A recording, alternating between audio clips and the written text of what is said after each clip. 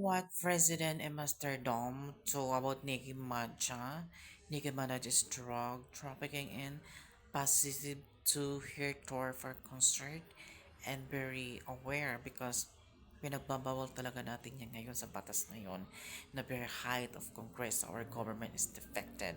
Kung kayo mga celebrity may mga record before the drugs, wag nyo nang ulitin yan kasi makukulong na kayo. Hindi na pwedeng magbayad kayo ng pera para lang hindi kayo makulong.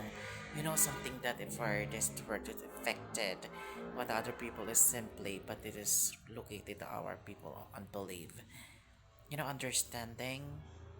Kaya damputin uli si Nicki Minaj, American rapper singer, i must dump police to international at ikulong. Kulong siya ng 1 month, 2 months, to higher to crime level, kung anong drugs ang pangalan ng ginamit niya for 1 year, coming to all in this the proclaim.